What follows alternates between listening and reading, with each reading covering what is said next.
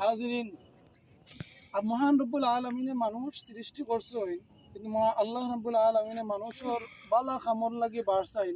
একজন মানুষের যদি গুনাহ করার পরে যদি আল্লাহ রব্বুল আলামিন যে তওবা করিলা, মহান রব্বুল আলামিন কইলেন বান্দায় গুনাহ করছে, বান্দি গুনাহ করছে, করিয়া গুনাহের উপরে শর্মিন্দা হইয়া আমার কাছে শর্মিন্দা হইয়া তওবা করে লইছে, আমার সবচেয়ে বন্দার বান্দির ইবাদত সুন্দর লাগে আর বন্দা বান্দিরে মাফ করে দিলে।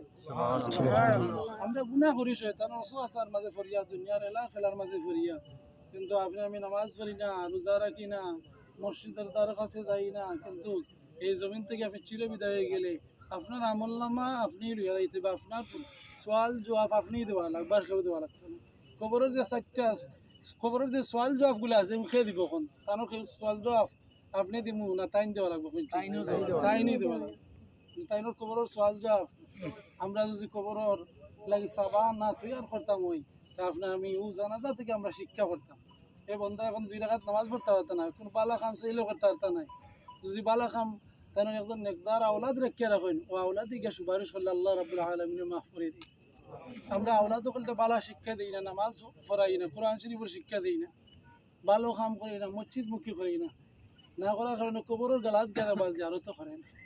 আপনার আওলাদকে তো আপনি কবর জিয়ারত করাই কেইটা প্রতিদিন জুমার দিন যদি হজরত নামাজ পড়ি আপনার কবর খান্তা জিয়ারত করতে, মহান রব্বুল আলামিন এই যে কবরের দেখবা দেখানোর জুমার দিন দরজায় দরজায় ঘুরে তার লাগে দোয়ার ব্যবস্থা হয়নি। আমরা ফজরের সময় দেখবা জুমার দিন আমার দরজাটা বন্ধ থাকে, নামাজ নাই, আসেনি হয়েছে 70 মাঝে 90 করে নামাজ নাই। আমার দেখানোর রু দেখবা দরজায় দরজায় ঘুরিয়া সারা এলাকায় ঘুরে তার লাগে দোয়া হয়নি।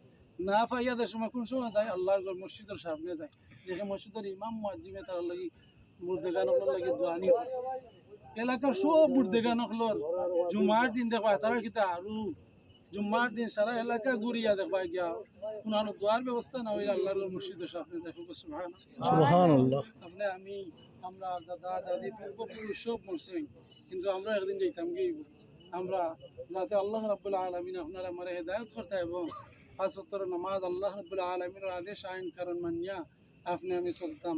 আল্লাহ রাব্বুল আলামিনের তৌফিক ওয়া আখিরু দাওয়ানা আলহামদুলিল্লাহি রাব্বিল আলামিন। আমার পরিবার থেকে উচ্চ হইল হোক।